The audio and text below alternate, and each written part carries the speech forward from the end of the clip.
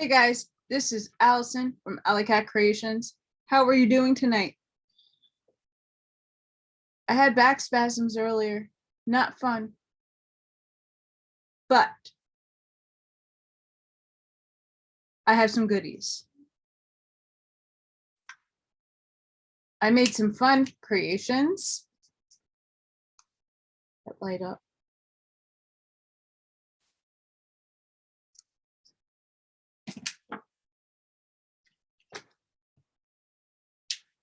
Home. Just in time for the holiday decorating, guys and girls.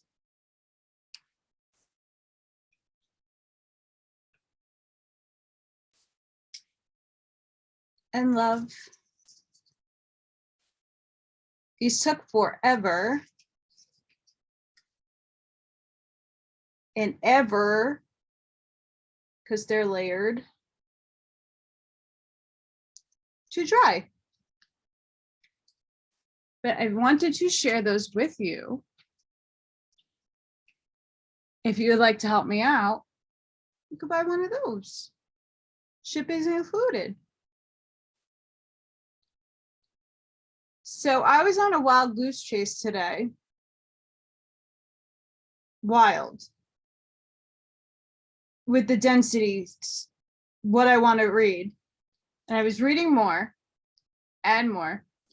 And then today, Brian Scott blew my mind and did a whole density video for himself. It's incredible. Please find the Reality Revolution on YouTube. It's amazing. Amazing. So go look at that. I have to re-listen to it twice more over because it's that good. But I now have to go through like all my other law of one books to find where he was reading off the other densities because I only got up to fourth. But not really fourth. It's third, us going to fourth. And I want to topic off of that. So we're going to put that on hold because I'm working diligently on that. But Spirit definitely knocked me on my butt. While I was having a back spasm, my eyes were drawn to my Urantia book on my shelf. And I just randomly opened up to a page. So here's their Urantia book.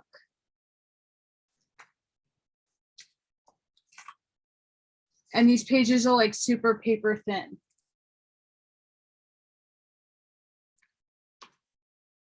Well, what is Spirit trying to deliver to me? I don't know. But this also has some of the juicy stuff in it too. So, although I don't agree with everything that this says, and it's very odd, really weird language, really weird words.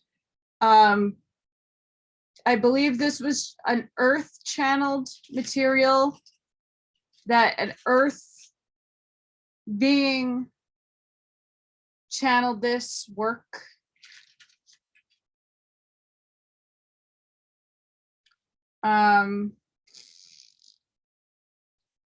This was first published in 1955, and it has some revisions and stuff. This is a 2019 version. It's huge, number one, and it's literally like on very thin paper. So I'm wow. So I don't agree with everything that's said here, but this does tie into what I was saying on the last video or the video before that, I don't remember, that Lucifer and Satan are two different beings. And it has it in here. So I'm going to read some parts of the rebellion, and then some other parts.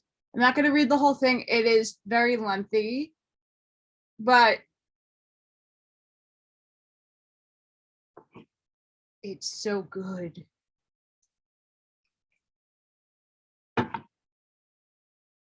So good. Get ready. Also, before I forget to mention, it parallels a little bit to the law of one, but it actually mentions some key notated words in key 118. I have so many damn sticky guys. I'm so sorry. It's going to refer to this chart a lot.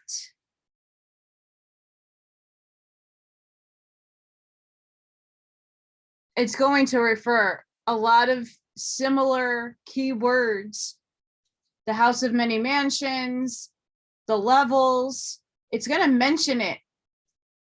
And that's really, I think, why Spirit was leading me to read this, because it linked the Keys of Enoch to Urantia.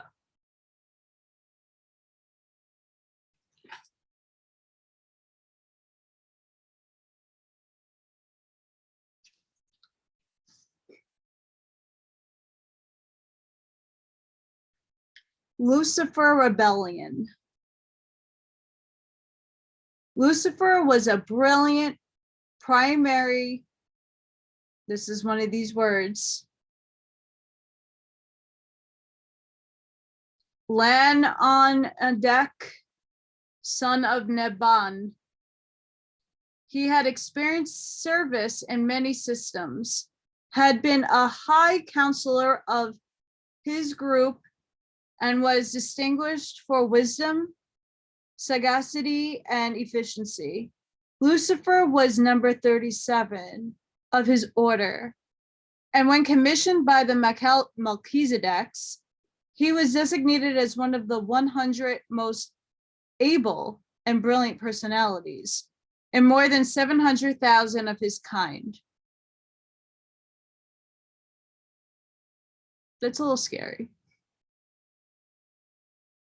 From such a magnificent being, through evil and error, he embraced sin, and now is numbered as one of 3 system sovereigns in the Neban, who had succumbed to the urge of self, service to self, and surrendered to the sophistry of spurious personal liberty, rejection of universal allegiance, and disregard of fraternal obligations, blindness to cosmic relationships. In the universe of Neban, which is interesting because our star system is Nataru. Just put that one out there. That's what it's called. Like the Milky Way is Nataru to the beings upstairs. The domain of Christ Michael, there are 10,000 systems of inhabited worlds. Told you so. In all the history of the Landonandek sons, in all their work throughout these thousands of systems, and at the universe headquarters, only 3 system sovereigns had ever been found in contempt of the government of the Creator Son. Remember when I was referring to the office of the Christ? Government of the Creator Son.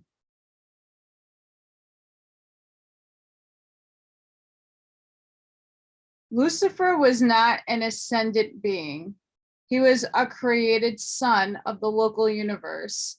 And of him it was said, "You were perfect in all your ways from the day you were created till unrighteousness was found in you." Many times had he been in council with the Most Highs of the Edinita, and Lucifer reigned upon the holy mountain of God, the administrative mount of, okay, it's not Jerusalem, it's Jerusalem, for he was the chief executive of a great system of 607 inhabited worlds.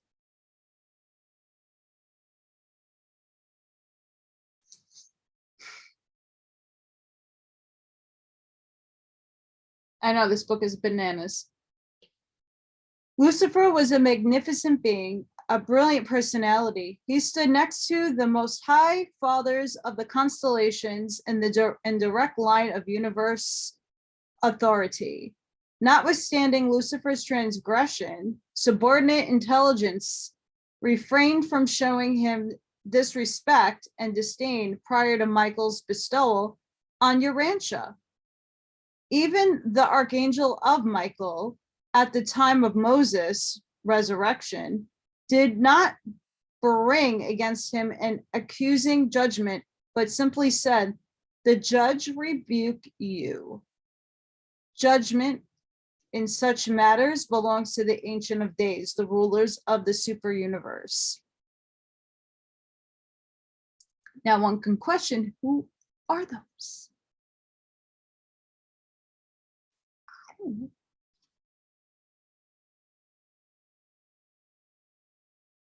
Sorry guys, I am cracking my neck. I hope you did not hear that. Lucifer is now the fallen and disposed sovereign of Satania.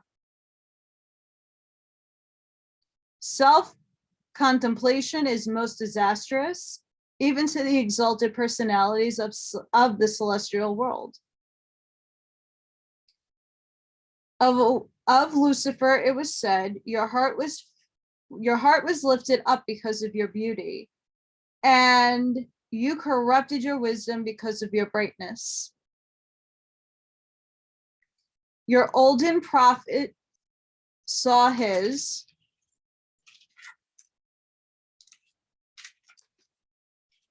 I'm telling you, sad estate when he wrote, "How are you fallen from heaven, O Lucifer, son of the morning? How are you cast down, you who dared to confuse the worlds?" Very little was heard of Lucifer on Urantia, owing to the fact that he assigned his first lieutenant, Satan.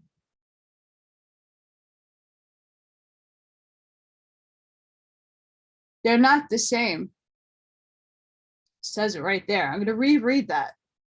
Very little was heard of Lucifer on Urantia, owing to the fact that he assigned his first lieutenant, Satan, to advocate his cause on your planet.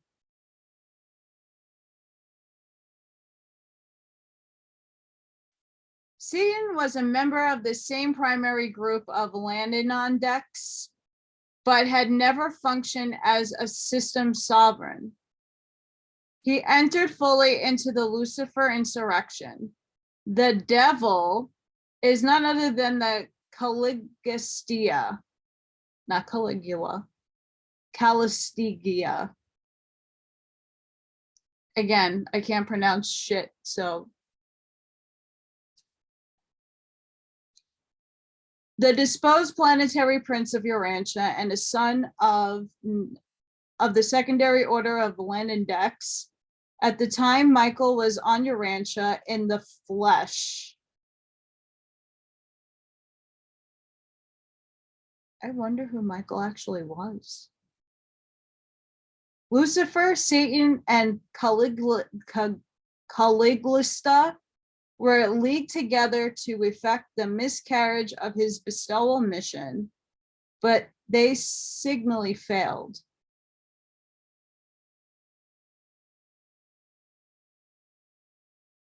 Abaddon was the chief of the staff of Caligula. He followed his master into rebellion and has ever since acted as chief executive of the Urantia rebels. Beelzebub was the leader of the disloyal midway creatures who allied themselves with the forces of the traitorous Caligula.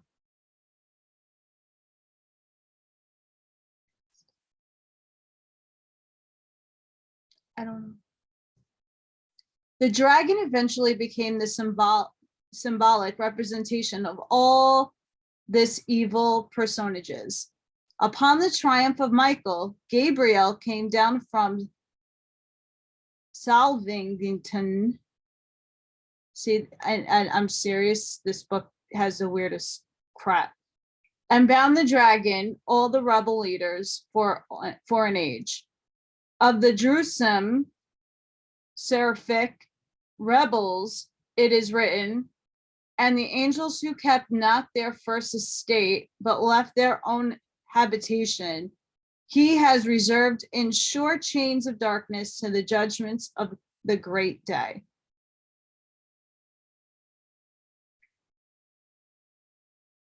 Things that make you go, I'm going to read a little bit of the cause. Lucifer and his first assistant, Satan, had reigned on Jerusalem for more than 500,000 years, when in their hearts they began to array themselves against the universal Father and his then vice-regent son, Michael. There was no particular or special conditions in the system of Satania which suggested or favored rebellion. It is our belief that the idea took form in Lucifer's mind, and that he might have instigated such a rebellion no matter where he might have been stationed.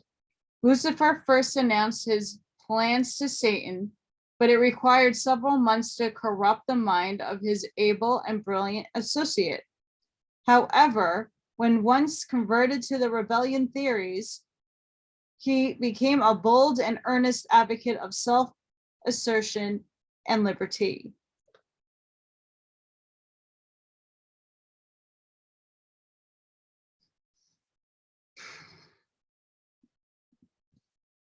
Bananas.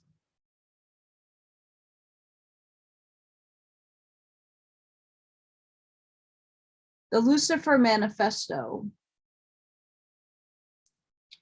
Wherever the early origins of trouble in the hearts of Lucifer and Satan, the final outbreak took form as Lucifer Declaration of Liberty.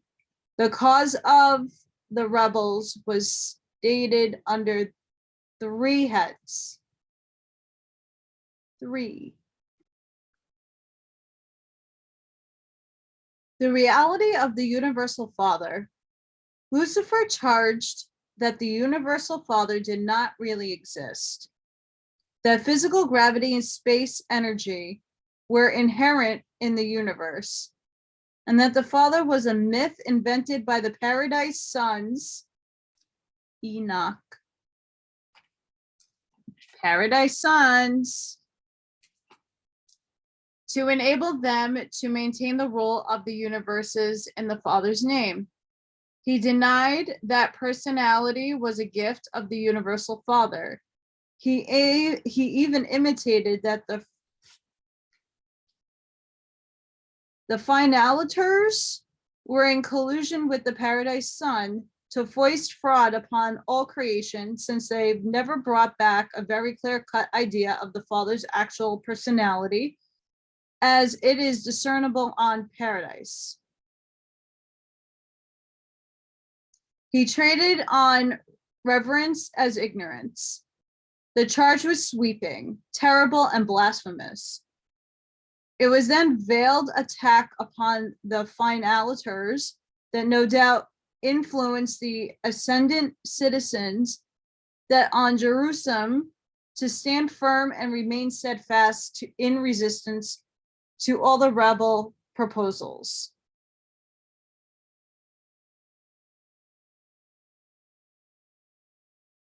The universe government of the creator's son, Michael. Lucifer contended that the local systems should be autonomous.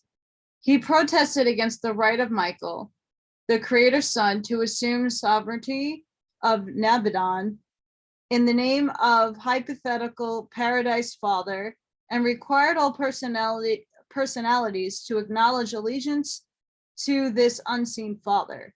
He asserted that the whole plan of worship was a clever scheme to aggrandize the paradise sons. He was willing to acknowledge Michael as his creator father, but not as his father and rightful ruler. Most bitterly did he attack the right of the ancients of days, foreign potentates, to interfere in the affairs of the local systems and universes. These rulers he denounced as tyrants and usurpers. He exhorted his followers to believe that none of these rulers could do aught to interfere with the operation of complete home rule if man and angels only had the courage to assert themselves and boldly claim their rights.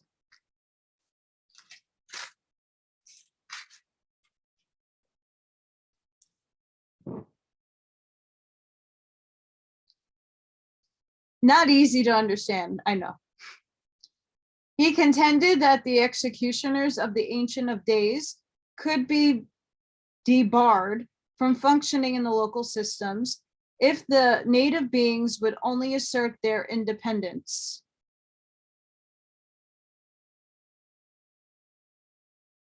Trigger word. He maintained that immorality was inherent in the system personalities, that resurrection was natural and automatic, and that all beings would live eternally except for the arbitrary and unjust acts of the executioners of the Ancient of Days.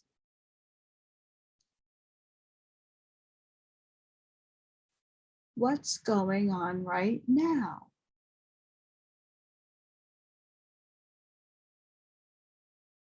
They said it's biblical.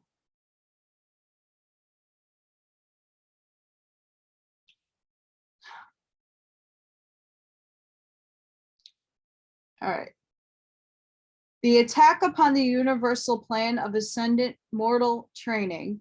Lucifer maintained that far too much time and energy was expended upon the scheme of so thoroughly training ascending mortals in the principles of universe administration, principles which he alleged were unethical and unsound. He protested against the age-long program for preparing the mortals of space for some unknown destiny, and pointed to the presence of the Finalator corpse on Jerusalem as proof that these mortals had spent ages of preparation for some destiny of pure fiction.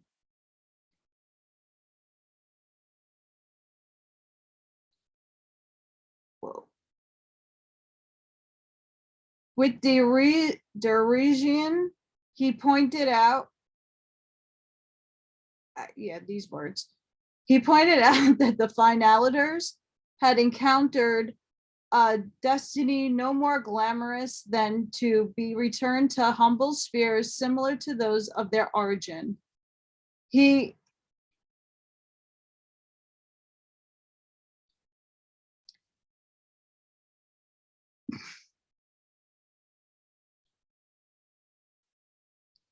So I had a download thought. Sorry, guys. So where do we go when we go? Where does our energy expend to? Around little spheres? Interesting.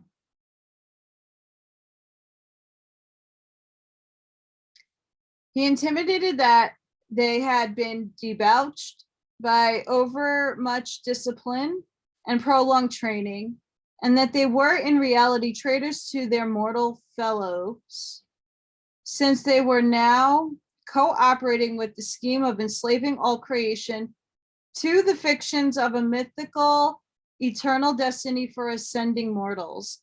He advocated that ascenders should enjoy the liberty of individual self-determination.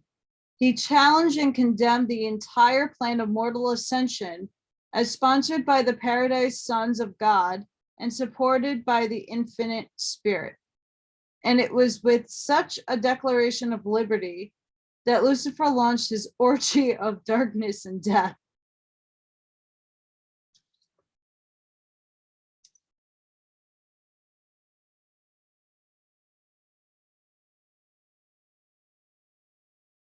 I don't know how much I get it,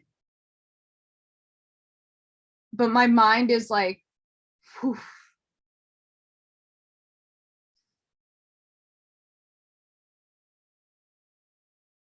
Especially some of these words, like I don't even know if they're not real.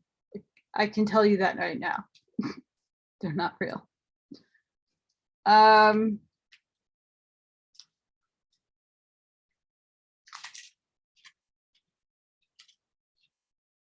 Okay, it was over here. So I'm going to skip a bunch because it's just a lot.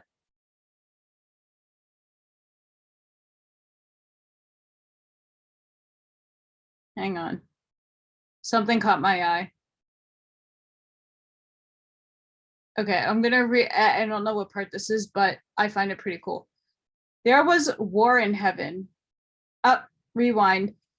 The Lucifer emblem was a banner of white with one red circle, in the center of which a black solid circle appeared. There was war in heaven. Michael's commander and his angels fought against the dragon, Lucifer, Satan, and the apostate princes. And the dragon and his rebellious angels fought but prevailed not. This war in heaven was not a physical battle as such a conflict might be conceived on Urantia. In the early days of the struggle, Lucifer held forth continuously in the planetary amphitheater, the stage. Gabriel conducted an increasing exposure of the rebel sophisticates from his headquarters, taken up near at hand. The various personalities present on the sphere who were in doubt as to their attitude would journey back and forth between these discussions until they arrived at a final decision. But this war in heaven was very terrible and very real. While displaying none of the barbiturates so characteristic of physical warfare on the immature worlds, this conflict was far more deadly. Material life is in jeopardy in material combat, but the war in heaven was fought in terms of life eternal.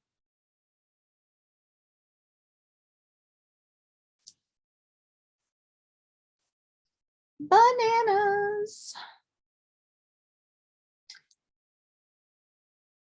The Lucifer Rebellion was system-wide. 37 ascending planetary princes swung their world administrations largely to the side of the arch-rebel. Only on Planopetia,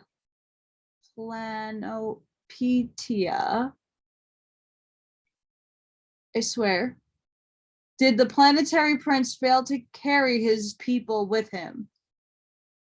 On support of Michael, Eleonora, a young woman of the mortal realm, grasped the leadership of the human races, and not a single soul on the strife-torn world enlisted under the Luciferian banner. And ever since have these loyal Panopetians served on the seventh Jerusalem transition world as the caretakers and builders on the Father sphere, and its surrounding 7 detention worlds. The Panoptians not only act as the literal custodians of these worlds, but they also execute the personal orders of Michael for the embellishment of these spheres for some future and unknown use. They do this work as they tarry en route to Urantia. Throughout the period, Calagestia was advocating the cause of Lucifer on Urantia. The Melchizedek's opposed the apostate planetary prince, but the sophistries of unbridled liberty and the delusions of self-assertion had every opportunity for deceiving the primitive people of a young and undeveloped world.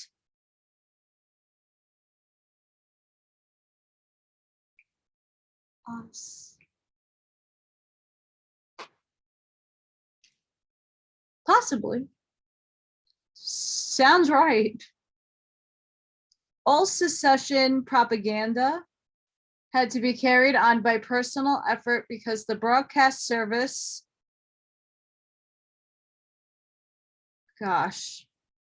and all other avenues of interplanetary communication were suspended by the action of the system circuit supervisors.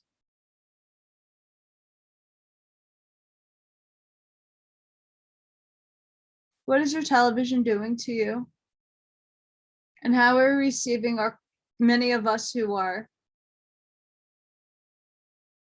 starseeds and light workers? We're getting plasma codes and light codes. Correlation? Wow. Upon the actual outbreak of the insurrection, the entire system of Satania was isolated on both the constellation and the universe circuits. During this time, all incoming and outgoing messages were dispatched by seraphic agents and solitary messengers.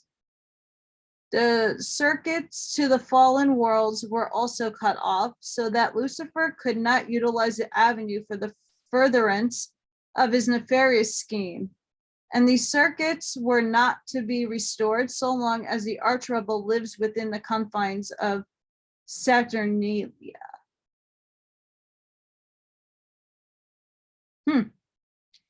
This was a Landundek rebellion. The higher orders of local universe sonship did not join the Lucifer secession, although a few of the life carriers stationed on the rebel planets were somewhat influenced by the rebellion of disloyal princes. None of them Trinitized sons went astray. The Melchizedeks, archangels, and the brilliant evening stars were all loyal to Michael, with Gabriel valiantly contended for the Father's will and the Son's rule.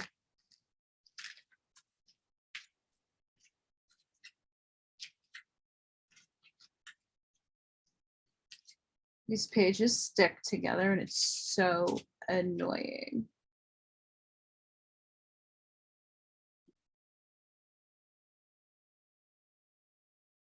No beings of paradise origin were involved in disloyalty. Together with the solitary messengers, they took up headquarters on the world of the spirit and remained under the leadership of the faithful of days of Edna.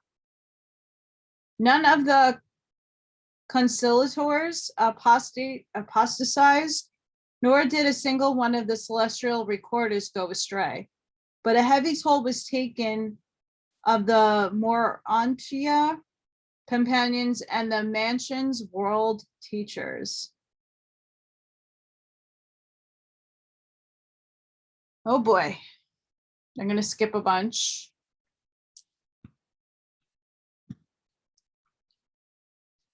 The ascending mortals were vulnerable, but they withstood their sophistries of rebellion better than the lower spirits, while many on the lower mansion worlds, those who had not obtained final fusion with their adjusters, fell It is recorded to the glory of the wisdom of the ascension scheme that not a single member of the Satania ascendant citizenship resident on Jerusalem participated in the Lucifer Rebellion.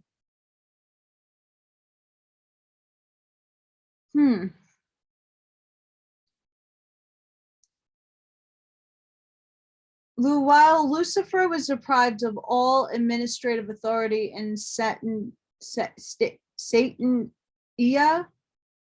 there then existed no local universe power nor a tribunal which could detain or destroy this wicked rebel. At the time, Michael was not a sovereign ruler. The Ancients of Days sustained the Constellation Fathers in their seizure of the system government, but they never handed down any subsequent decisions in many appeals still pending with regard to the present status and future disposition of Lucifer, Satan, and their associates. Thus, were these arch rebels allowed to roam the entire system to seek further penetration for their doctrines of discontent and self-assertion, but in almost 200,000 Urantia years, they have been unable to deceive another world. No Satania worlds have been lost since the fall of the 37, not even those younger worlds peopled since the day of the rebellion. My goodness. Sorry, guys, I have to adjust again. My spine sucks. Lucifer and Satan freely roamed the Satania system until the completion of the bestowal mission of Michael on Urantia. They were last on your world together during the time of their combined assault upon the Son of Man. Formerly, when the planetary princes, the sons of God, were periodically assembled, Satan came, although claiming that he represented all of the isolated worlds of the fallen planetary princes. But he has not been accorded such liberty on Jerusalem since Michael's terminal bestowal. Subsequent to their effort to corrupt Michael, when in the bestowal of flesh, all sympathy for Lucifer and Satan has perished throughout all Satania, that is, outside the isolated worlds of sin. The bestowal of Michael terminated the Lucifer Rebellion in all Satania, aside from the planets of the apostate planetary princes. And this was significant. This was the significance of Jesus' personal experience just before his death in the flesh, when he one day exclaimed to his disciples, "And I beheld Satan fall as lightning from heaven." He came with Lucifer to Urantia for the last crucial struggle.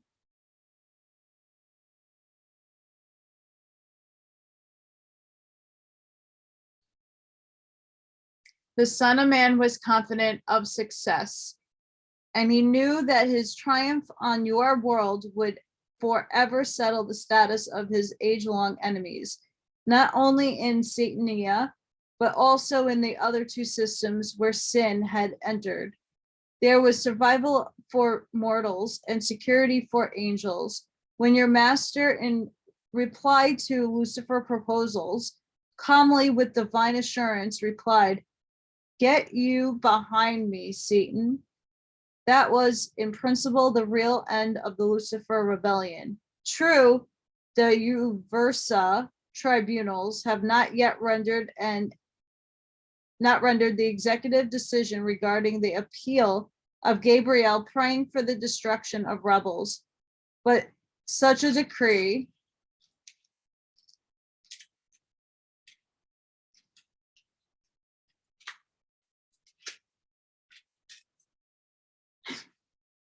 will no doubt be forthcoming in the fullness of time. since the first step in the hearing of the case has already been taken.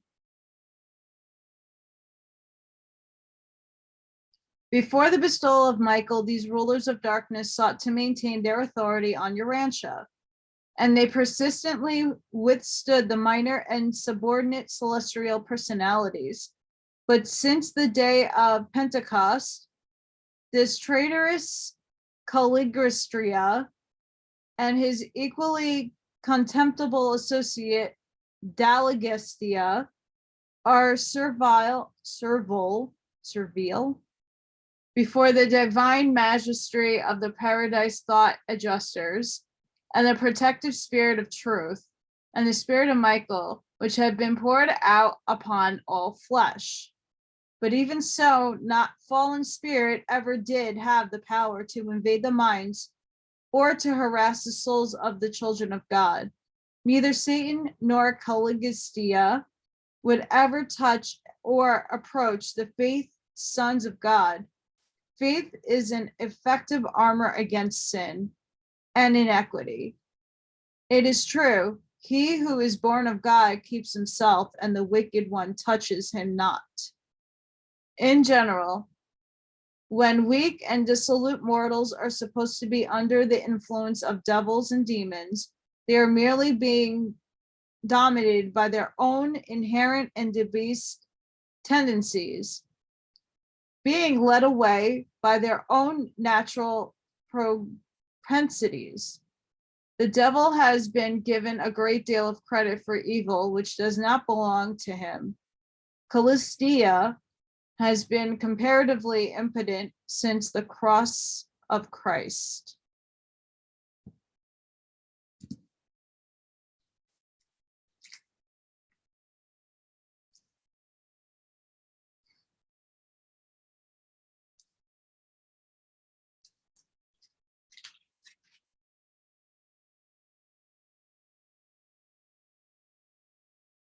Hang on, guys. Problems of the Lucifer Rebellion. Evolutionary man finds it difficult fully to comprehend the significance and to grasp the meanings of evil, error, sin, and inequity. Man is slow to perceive that contrastive perfection and imperfection produce potential evil, that conflicting truths and falsehoods create confusing error, that the divine endowment of free will choice eventuates in divergent realms of sin and righteousness, that the persistent pursuit of divinity leads to the kingdom of God as contrast with the continuous rejection, which leads to the dominions of inequity.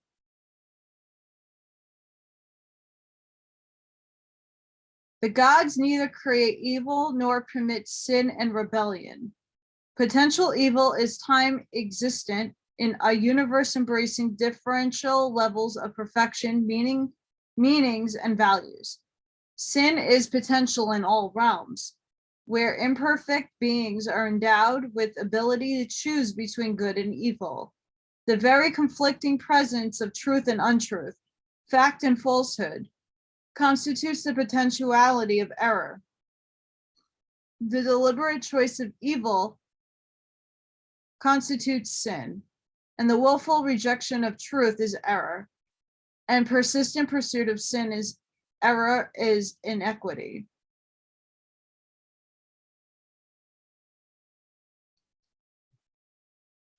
True and false liberty.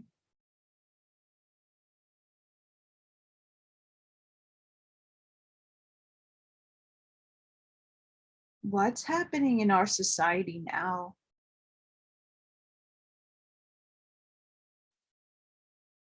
I don't know. I got forced out of my job for having an allergy, got denied on exemptions, no unemployment.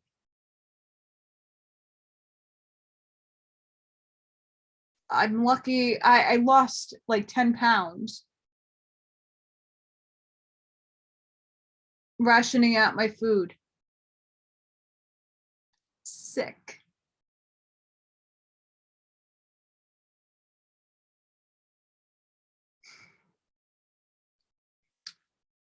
Sick.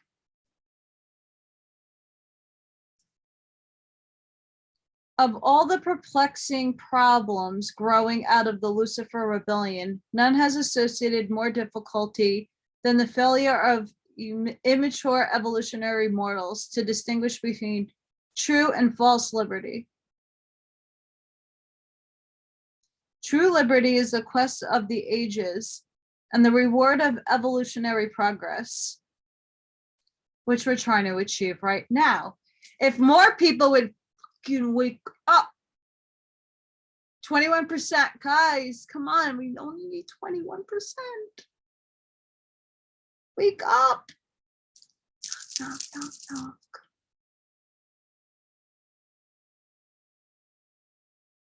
Sorry, I'm just fed up and over it, and I don't like what's happening on either end. Just don't like it, and it's only gonna get worse. Fun. True liberty is the quest of the ages and reward of evolutionary progress. False liberty is the subtle deception of the error of time and the evil of space. Enduring liberty is predicted on the reality of justice, intelligence, maturity, fraternity, and equality. Liberty is a self-destroying technique of cosmic existence, when its motivation is unintelligent, unconditioned, and uncontrolled. True liberty is progressively related to reality and is ever regardful of social equity, cosmic fairness, universal fraternity, and divine obligations. Liberty is suicidal when divorced from material justice. That's such a good line. Holy shit. The one, like, easy to read line is fucking momentous. Wow. Wow. Sorry for my cursing if anybody's offended. Wow. I'm going to read that again because it's not even over. Liberty is suicidal when divorced from material justice, intellectual fairness, social forbearance, moral duty, and spiritual values. Liberty is non-existent apart from the cosmic reality, and all personality reality is proportional to its divinity relationships. Unbridled self-will and unregulated self-expression equal unmitigated selfishness and the akim of ungodliness. Liberty without the associated and ever-increasing conquest of self is a figment of egoistic mortal imagination. Self-motivated liberty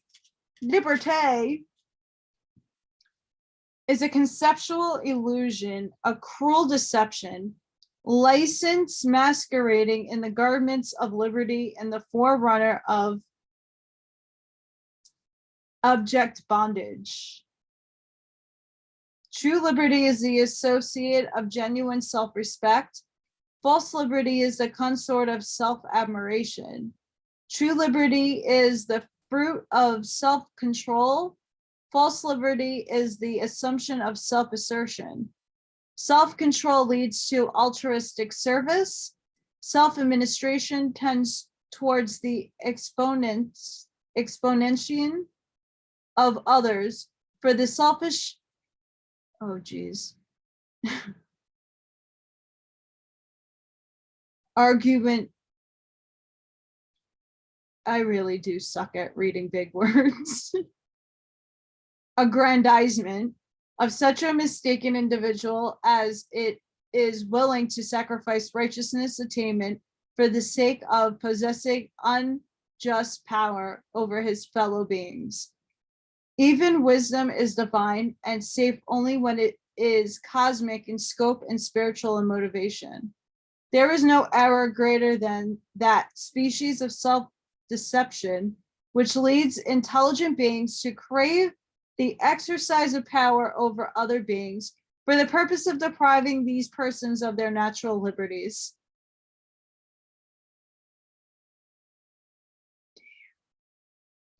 The golden rule of human fairness cries out against all such fraud, unfairness, selfishness, and unrighteousness. Only true and genuine liberty is compatible with the reign of love and the ministry of mercy. Doesn't seem like there's much mercy going on these days.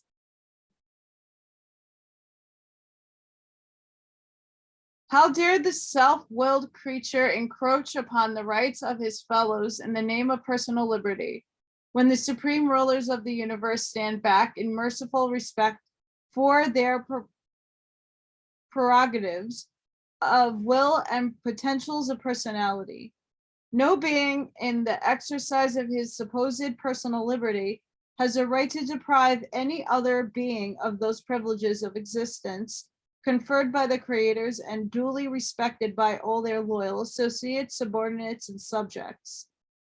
Evolutionary man may have to contend for his material liberties with tyrants and oppressors on a world of sin and inequity, or during the early times of primitive evolving sphere, but not so on the Urantia worlds or on the spirit spheres. War is the heritage of early evolutionary man, but on worlds of normal advancing civilization, physical combat as a technique of adjusting racial misunderstandings has long since fallen into dispute.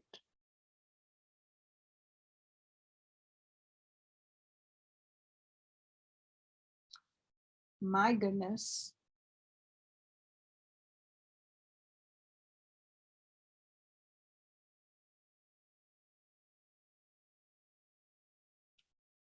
Again, I'm skipping because this is juicy, but it's long. It's very long. Every creature of every evolving universe who aspires to do the Father's will is destined to become the partner of the time-space creators in this magnificent adventure of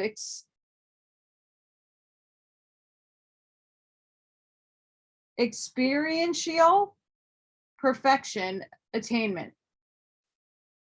Were this not true, the Father would have hardly endured such creatures with creative free will, neither would he indwell them, actually go into partnership with them by means of his own spirit. Lucifer's folly was the attempt to do the non-doable, to short-circuit time in an experimental universe. Lucifer's crime was the attempt creative disenfranchisement of every personality in Satania, the unrecognized abridged of the creature's personal participation, free will participation, and the long evolutionary struggle to obtain the status of light and life, both individually and collectively. In so doing, this one time, sovereign of your system set the temporal purpose of his own will directly athwart the eternal purpose of God's will, as it is revealed in the bestowal of free will upon all personal creatures. The Lucifer Rebellion thus threatened the maximum possible infringement of the free will choice of the ascenders and servers of the system of Satania, a threat forevermore to deprive every one of these beings of thrilling experience of contributing something which will sometime exist as a perfected system of Satania. Thus does the Lucifer Manifesto, masquerading in the habiliments of liberty, stand forth in clear light of reason as a monumental threat to the consumerate, the theft of personal liberty, and to do it on a scale that has been approached only twice in the history of Nebadon. In short, what God had given men and angels Lucifer would have taken away from them. That is the divine privilege of participating in the creation of their own destinies and of the destiny of this local system of inhabited worlds. No being in all the universe has the rightful liberty to deprive any other being of true liberty, the right to love and be loved, the privilege of worshiping God and serving his fellows.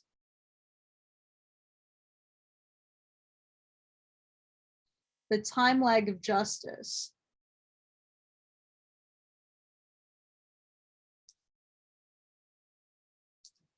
The moral will creatures of the evolutionary worlds are always bothered with the unthinking question as to why the all-wise creators permitted evil and sin. They fail to comprehend that both the eventual, inevitable, if the creature is to be truly free, the free will of evolving man or exquisite angel is not a mere philosophic concept, a symbolic idea. Man's ability to choose good or evil is a universe reality. This liberty to choose for oneself is an endorsement of the supreme rulers, and they will not permit any being or group of beings to deprive a single personality in the wide universe of this divinely bestowed liberty, not even to satisfy such misguided and ignorant beings in the enjoyment of this misnamed personal liberty. Although conscious of wholehearted identification with evil, sin is the equivalent of non-existence, annihilation.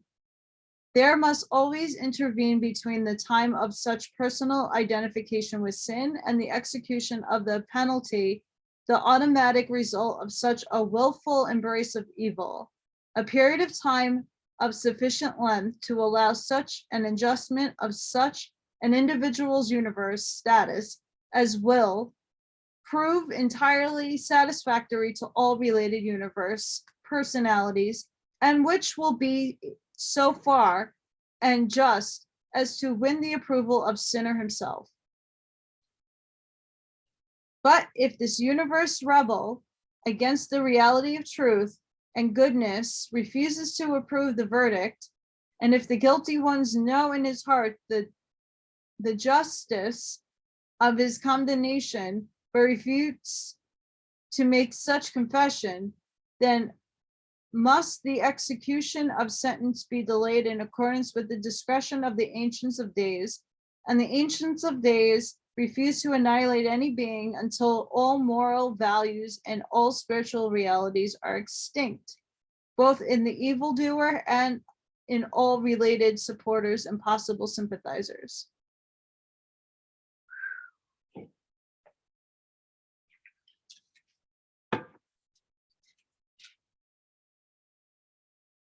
My. All right, I'm going to skip around a little bit. Oh, we're almost there.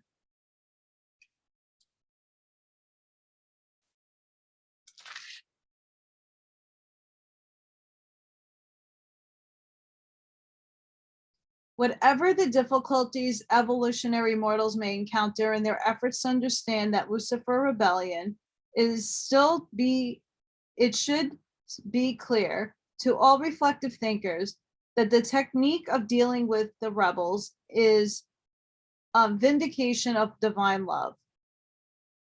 The loving mercy extended to the rebels does seem to have involved many innocent beings in trials and tribulations, but all these distraught personalities may securely depend upon the all-wise judges to adjudicate their destinies in mercy as well as justice. In all their dealings with the intelligent beings, both the Creator Son and his Paradise Father are love dominated. It is impossible to comprehend many phases of the attitude of the universe rulers toward rebels and rebellion, sin and sinners, unless it is to be remembered that God, as a father, takes precedence over all other phases of deity manifestation and all the dealing of divinity with humanity. It should also be recalled that Paradise Creator Sons are all mercy motivated.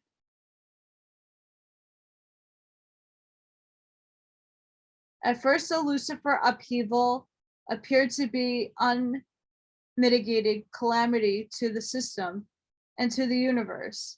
Gradually, benefits began to occur. With the passing of 25,000 years of system time, 20,000 years of Urantia time, the Melchizedeks began to teach that good resulting from Lucifer's folly had come to equal the evil incurred. The sum of evil had by the time become almost stationary, continuing to increase only on certain isolated worlds, while the beneficial repercussions continued to multiply and extend out through the universe and super universe, even to Habona. The Melchizedeks now teach that the good resulting from the Satania rebellion is more than 1,000 times the sum of all the evil. But such an extraordinary and beneficent harvest of wrongdoings could only be brought about by the wise, divine, and merciful attitude of all the Lucifer's superiors, extending from the constellation fathers of Athena to the universal Father of Paradise. The passing of time has enhanced the consequential good to be derived from the Lucifer folly. And since the evil to be penalized was quite fully developed within a comparatively short time, it is apparent that all wise and foreseeing universe rulers would be certain to extend the time in which to reap increasingly beneficial results. Regardless of the many additional reasons for delaying the apprehension and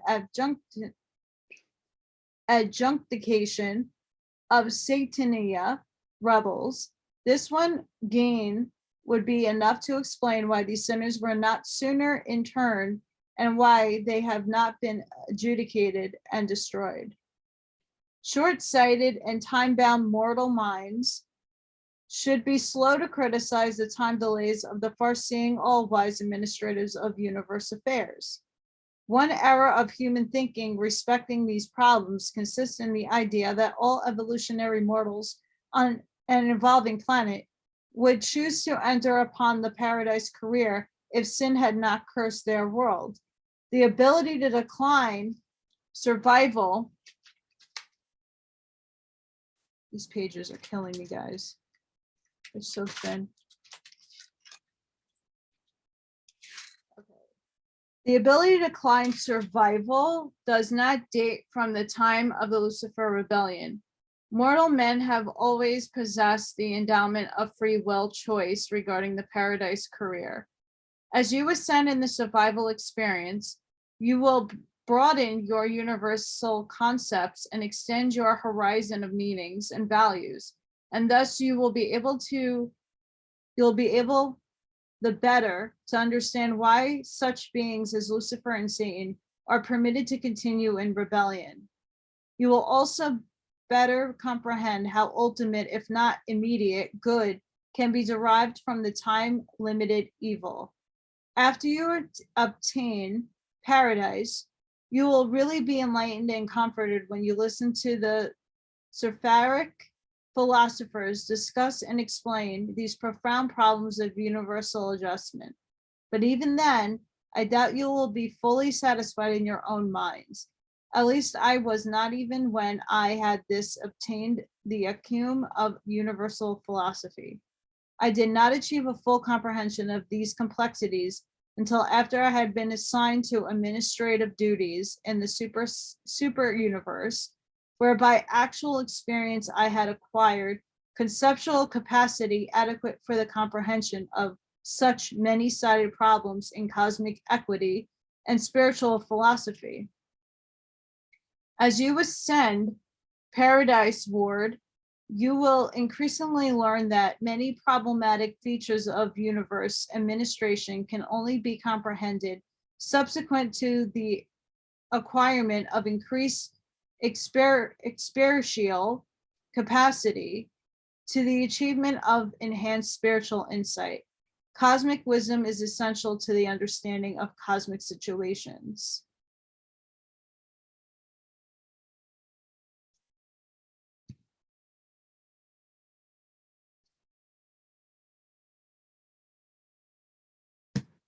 My goodness.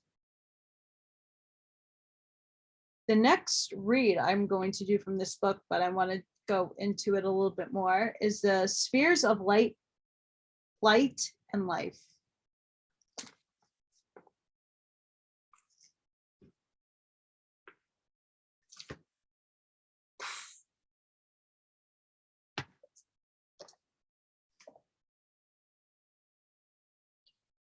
Which in this book by Walter C. Vetsch, amazing. Satan's real name is Kal Nirvanajam.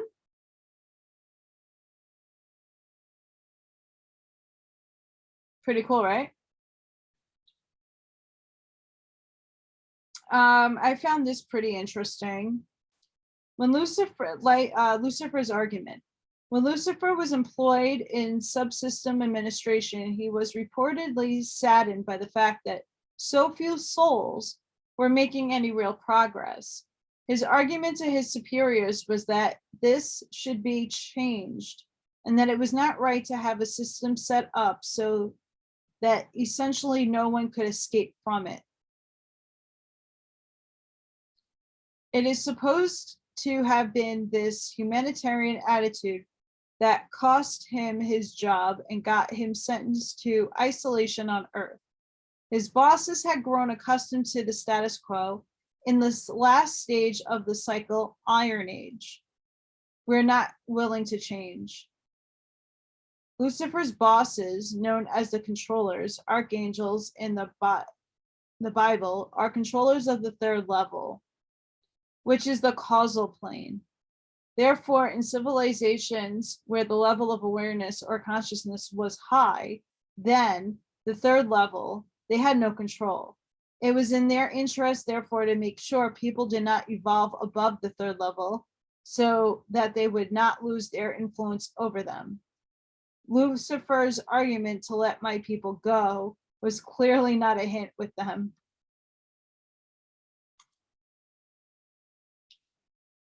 Oh boy.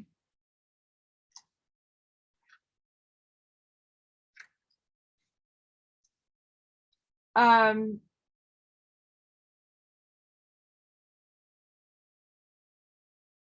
not going to read this whole thing, but the third level, the politics of local quadrant.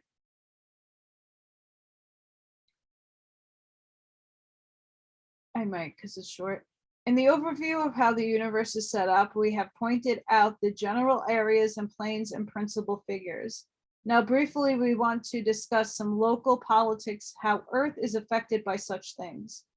The area we want to look at is the subsystem administrative area, below the area of the system administrator, Cal. In the subsystem, which contains the planet Earth, we have the administrative group called archangels in the Bible of Michael, Raphael, and Gabriel. Not Gabriel. This is a female entity. Oh, Raphael and Gabriella. Gabriella. Long ago, when the Earth was a disused, abandoned planet, there was a male entity called Prince Lucifer, sovereign of Sanctinia. He had administrative control over 666 star systems under the level of the aforementioned three primary controllers. The star system containing Earth was one of these systems. Negative hierarchy personnel have the legitimate responsibility for the control of events affecting the evolution of humanity. It appears there was some political squabble between Lucifer and his superiors above how the course of evolution should proceed. The primary controllers were reportedly very conservative in their views and had a good old boy network similar to the present of Earth politics. Lucifer's recommendations were considered too liberal and progressive. And because he insisted on advocating them, he was stripped of his I'm sorry, guys, this is really funny. He was stripped of his rank and put away. He was confined on planet Earth, which at the time was known by the designator Urantia.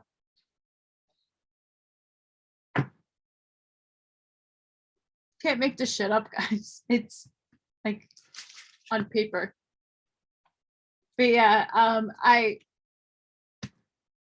thank you for bearing with me on that. I hope you got something out of that. I'm still trying to process it all, but I was told this needs to be read. So I read it and oh my goodness, I'm still, again, working on the densities still, but it's going to be good when it's done. And because you guys stuck around, I hope you all stuck around. I know that's long. It's a big read. I'm going to pull some oracle cards for you. Really quick. What does humanity need to know over this weekend?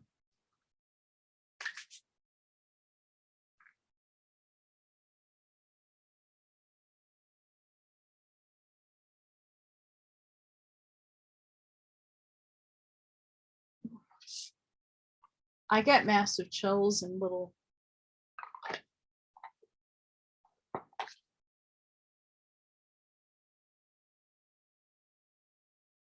This is so sweet for everybody watching and waiting. You are your greatest gift. Your life's journey is your masterpiece.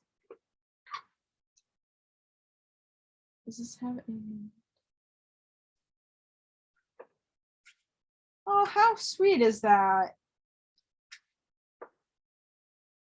Almost there.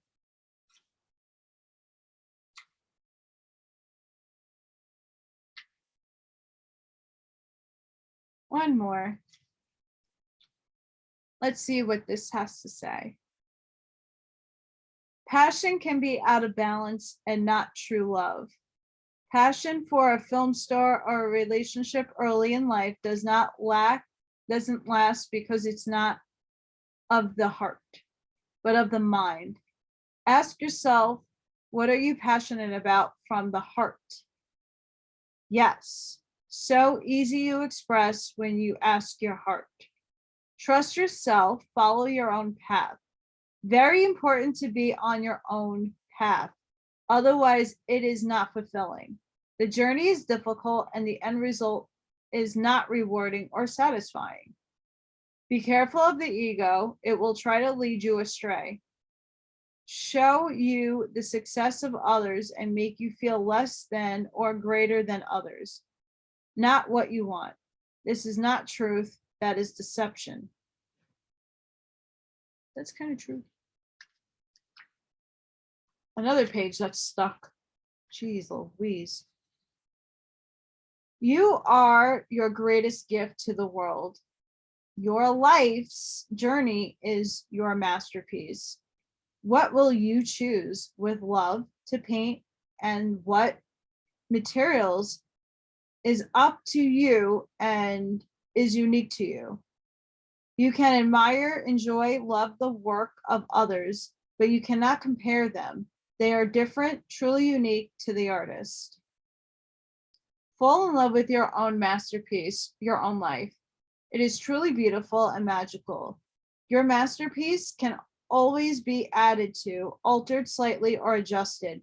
Nothing can be taken away for once it's written.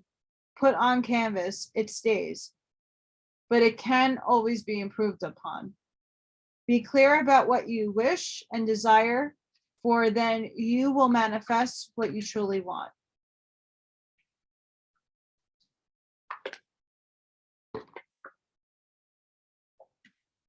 One more, because you guys are awesome. What does everybody need to know for this weekend? What's the uplifting message after this Luciferian nonsense?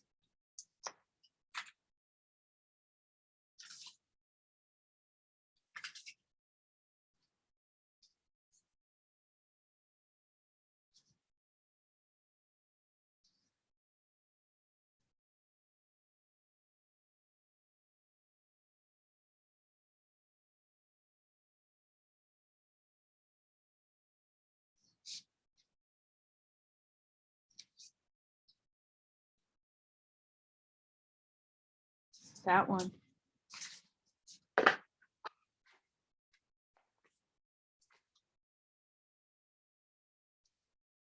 A time for healing.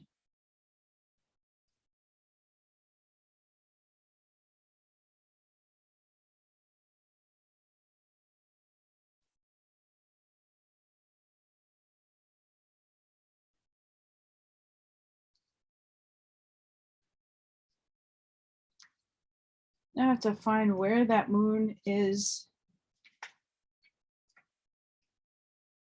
Aha.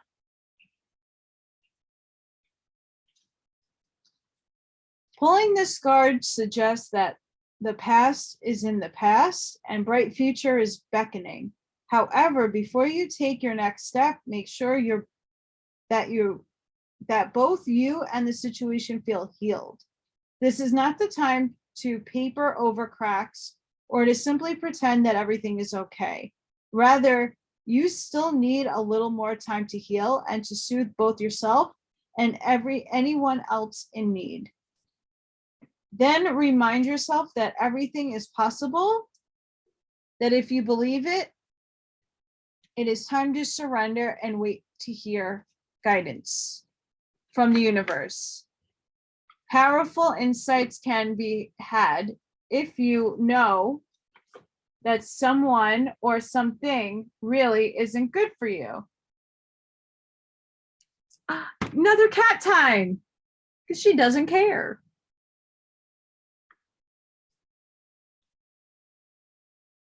Okay. If you know that someone or something really isn't good for you, this card is a reminder to surrender. Start to work on your belief in your dreams so that you're ready when the time comes. Say hi. Say hi. This is Morgan, old lady cat.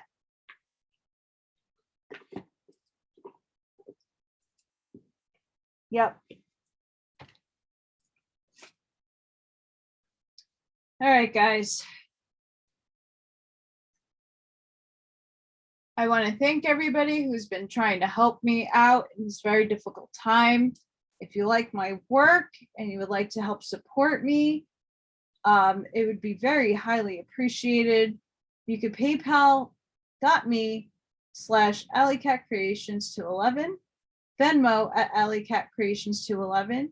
You can email me at AllyKatzkreations211@gmail.com. I do read emails and I love to get your opinions on things. And granted, with no income, I can't get anything downloaded to have pretty sparkly things going on to the sides. I can't pull chats up. I can't do much of anything. I can't even have intro music or fun stuff. Can't afford it. And as an artist, I can't allow somebody, unless they want to self-advertise, can't afford those things. But I'm always here, as raw and as it's going to get. So, holidays are coming up. My giveaway is coming up. I see a lot of people commenting.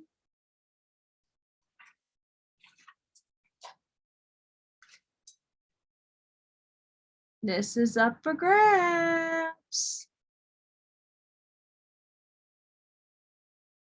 I'm pulling a winner Sunday night, maybe Monday, okay? Giving everybody enough time this time around, okay?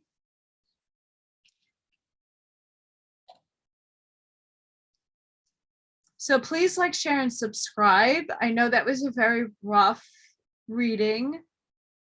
I was very much happy that my teeth didn't fall down because they did already twice the last 2 days. The top ones. So yeah, sorry for the rough pronunciations and mispronunciations of words. If you've read the book, you know it's not the easiest thing and not the easiest read either, and it's very jumbly. But nonetheless, the information is very interesting. And I'm still trying to discover the origins, not necessarily of this rebellion in itself, but why things have been inverted. Why is what we read inverted? There's a lot of evidence that is pushing towards that. Very much so. But until next time, I'm still working on the densities one. That's going to be amazing. I'm also working on doing a oracle poll. It's just with everything going on, I need a flat surface big enough to put everything on, and I'm not having a good situation with that. Be it my back is killing me. So but I will do personal readings. So if you're interested in those, email me. Sending you all love and light, positive energy for a really good weekend. Hope you had a really good Thanksgiving if you celebrate. Have a great night, guys.